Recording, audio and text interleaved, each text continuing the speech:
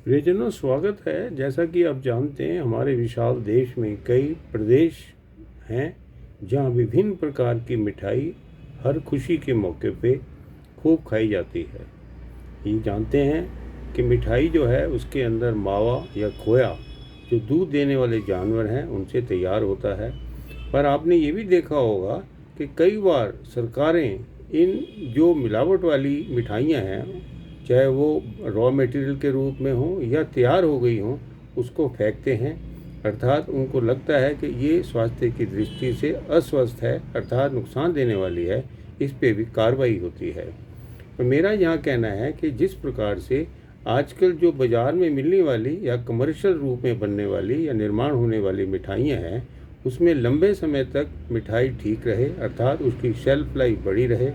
उसके अंदर प्रिजर्वेटिव भी डाले जाते हैं, फ्लेवर्स भी डाले जाते हैं और कुछ कलर्स भी डाले जाते हैं। वो ज़्यादातर एक प्रकार से सिंथेटिक या बनावटी होते हैं, जबकि इसके साथ कुछ नमकीन विशेषकर कैसे हैं इसकी कोई गारंटी नहीं है। तेल किस प्रकार का इस्तेमाल हो रहा है, वो सैचुरेटेड फैट है, जो हमारे अवश्य ही हमारे रोगों को बढ़ाने में भी सक्षम होते हैं। जैसे फैटी लीवर का होना या शुगर का बढ़ना, ब्लड प्रेशर का बढ़ना या जोड़ों के दर्दों का होना, वजन बढ़ना इत्यादि कई सारी ऐसी चीज़ें हैं जिससे आप अच्छी तरह से भली भांति परिचित भी हैं। इसके विपरीत जो है, हमारे देश में अधिकांश लोग अपने घर की बनी चीज़ें जो हैं उसका प्रयोग करते थे। वे न केवल त्योहारों पर, त्योहारों के बाद भी कई दिन तक उसका इस्तेमाल होता था।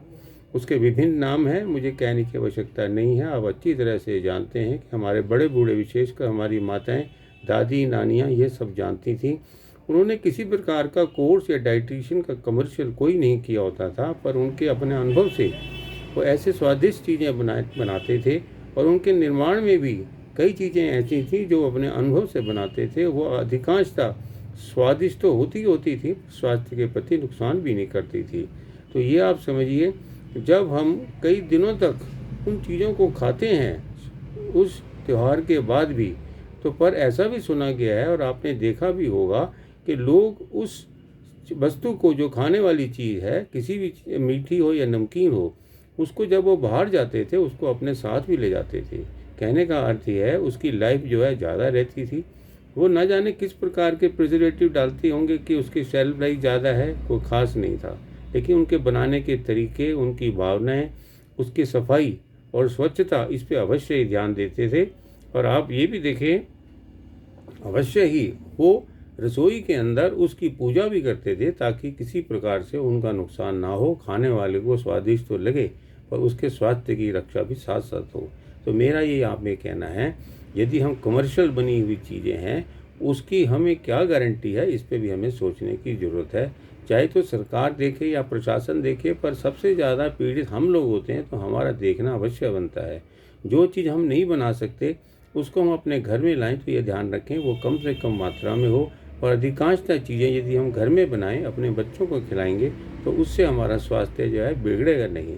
तो ये ध्यान रखें, कमर्शियल चीज़ों से बचने के लिए उसकी जगह आप फल ले लें तो ज़्यादा अच्छा होगा।